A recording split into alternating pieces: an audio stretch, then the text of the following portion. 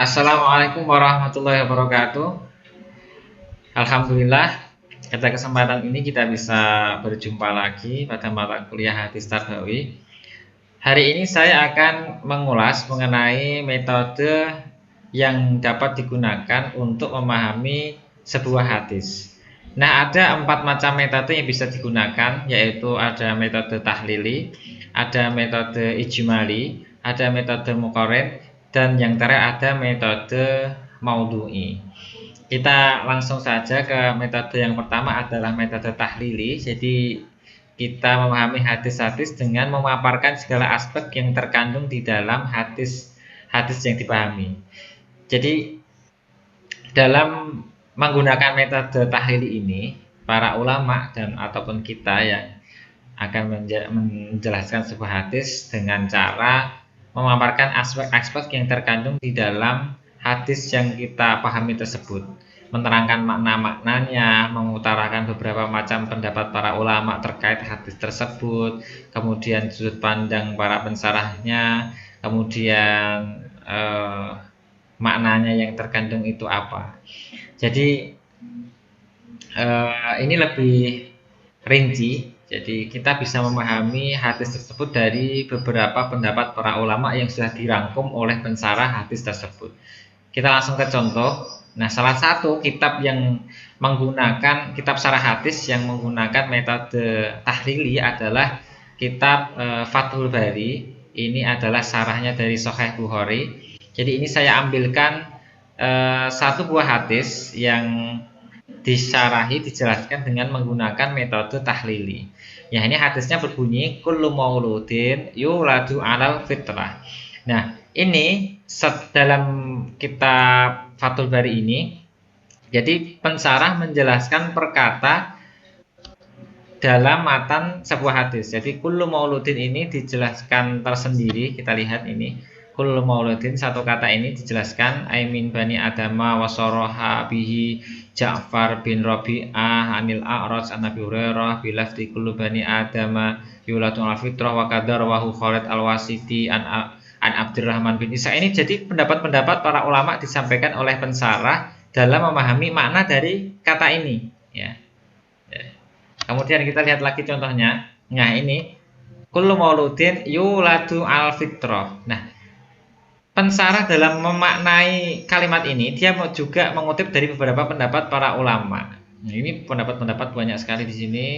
Ya, ini nama ya, nama banyak sekali. Nah, wa asyharul aqwal anal murada bil fitrah al Islam. Jadi dijelaskan juga bahwa kaul yang paling masyhur dalam memahami makna dari fitrah adalah al-Islam. Jadi ini pensarah sudah memberikan kemudahan bagi kita, dia memaparkan beberapa pendapat di atas, kemudian dia ini loh kaul yang paling masyhur bahwa makna fitrah itu adalah Islam. Jadi dia mentahlil, menganalisa beberapa pendapat para ulama kaitannya dengan hadis yang disarahi tersebut.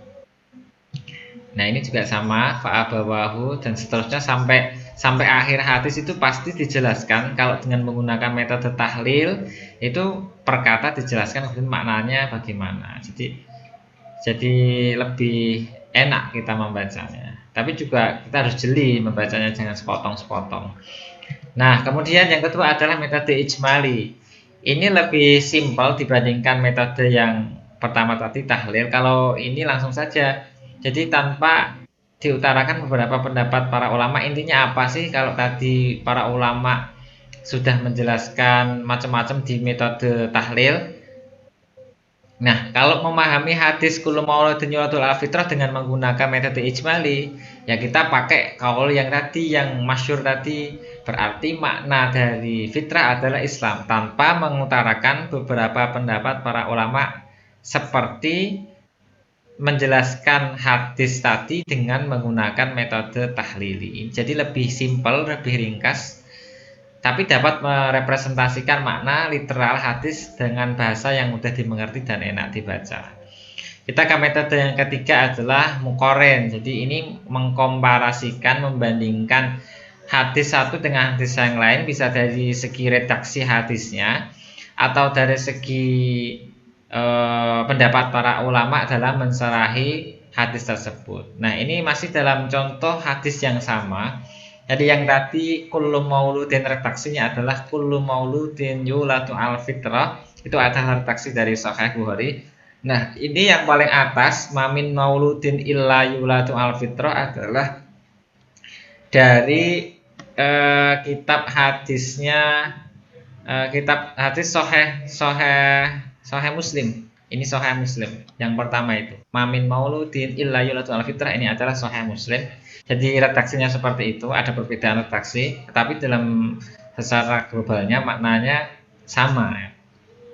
Ada manafinya, ada ma'ilah ya. Yang tadi langsung kullu mauludin begitu.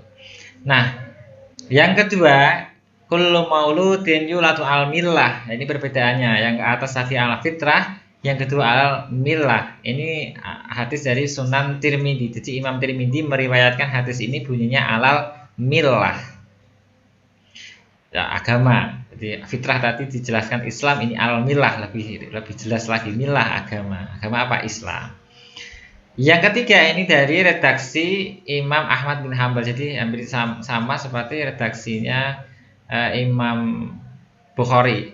Tapi ini kalimatnya yuhawidanihi wa yunasirani au yumadjisanihi. Jadi tadi yang kedua itu juga ada perbedaan yang saya sudah pakai merah itu, au yusyarikani itu bisa jenengan lihat. Jadi redaksinya berbeda, kita bandingkan ya, masih dalam satu hadis itu tetapi dengan redaksi yang berbeda.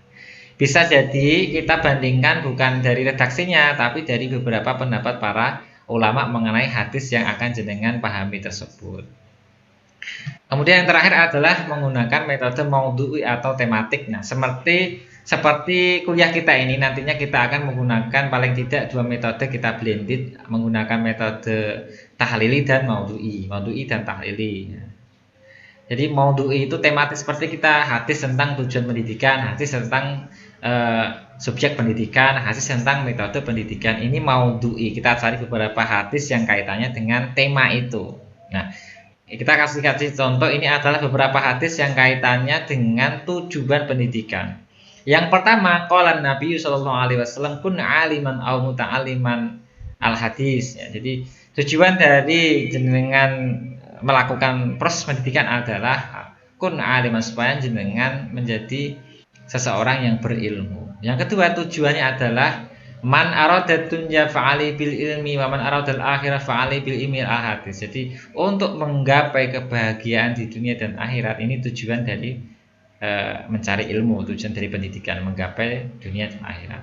Yang terakhir adalah man yuridillahu bi khairan yufaqihu fiddin, bahwa orang yang sudah dikehendaki Allah menjadi seseorang yang baik, maka Allah akan memahamkan dia dalam urusan agama. Ini tujuan dari pendidikan. Jadi berarti jenengan kalau melakukan jenengan belajar, kemudian mencari ilmu, menuntut ilmu adalah apalagi ilmu-ilmu agama ya, seperti saat ini insya Allah kita semoga termasuk man yang ada di dalam hadis itu, yang di dalam hadis ini man yuridillah itu yang ada di man itu termasuk kita, semoga kita termasuk di situ. Nah, ini adalah metode maudhu'i. Jadi kita himpun beberapa hadis yang kaitannya dengan sebuah tema.